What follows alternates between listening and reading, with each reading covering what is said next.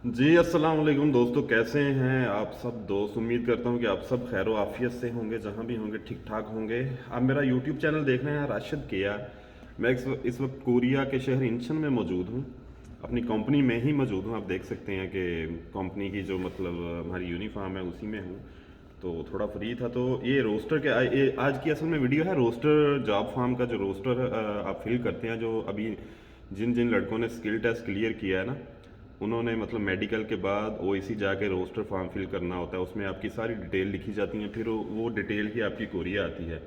तो बहुत सारे लड़कों के कुछ सवालात थे, मैसेज भी आ रहे थे कि हमने कुछ उधर गलत लिख दिया या कुछ मतलब कि किसी भी हवाले से, तो उसका क्या इम्पैक्ट पड़ेगा हमारे मतलब के अगले शेड्यूल पर, अगले मतलब प्रोसेस पर जो भी कोरिया आने के लिए होगा। तो उस बारे में मैं आप सबको, जो नए लड़के हैं 2020-21 वाले, उनको थोड़ा सा इन्फॉर्म करना चाहता हूँ। ये मतलब लड़के जाहिर सी बात है पहली दफ़ा ना थोड़ा परेशान भी हो जाते हैं, तो मैं कोशिश करूँगा कि उनको ज़रा क्लियर बता दूँ कि इनमें क्या क्या चीज़ें हैं जो मतलब कि जिनकी आपको बिल्कुल परेशानी नहीं लेनी चाहिए। तो सबसे पहली जो मतलब बात है उसमें यह है कि जब आपका आप रोस्टर फॉर्म फिल करने जाते हैं, वहाँ ईमेल भी लिखनी होती है, फिर आपकी हाइट होती है, और मतलब क्या ईमेल, हाइट और नाम का कोई स्पेलिंग गलत हो गया, या आपके जो मार्क्स होते हैं जो पेपर में आए होते हैं वो आपने कुछ गलत मतलब ऊपर नीचे कर दिए। ये मिस्टेकें होती हैं छोटी छोटी मतलब ऐसी, या आपके वेट का कोई इशू है, या मतलब ऐसे इशू होते हैं।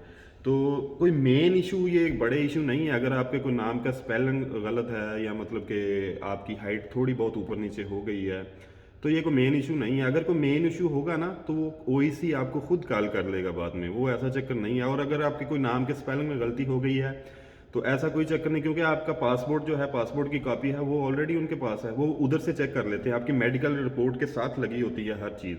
कोई भी मिस्टेक हो तो वो मेडिकल रिपोर्ट से चेक कर लेते हैं, ऐसा कोई मसला नहीं है।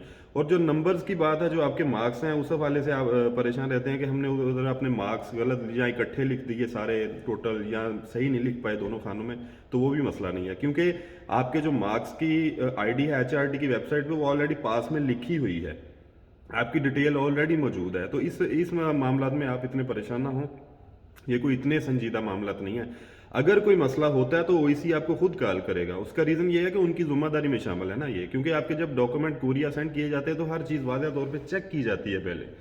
अगर आप मतलब हर चीज़ आपकी ओके है, हर चीज़ ठीक है, तो फिर ही आपके मतलब के जो डॉक्यूमेंट हैं वो कोरिया फॉरवर्ड किए जाते हैं। तो ये छोटी छोटी चीज़ें हैं, ये मतलब कि उनकी जिम्मेदारी में शामिल होता है, वो खुद चेक कर लेते हैं। मतलब कि आपके नाम का स्पेलिंग कोई गलत होगा तो वो पासपोर्ट भी तो चेक करेंगे ना, उधर लिखा हुआ है पासपोर्ट नंबर, मतलब हर चीज़ चेक करेंगे।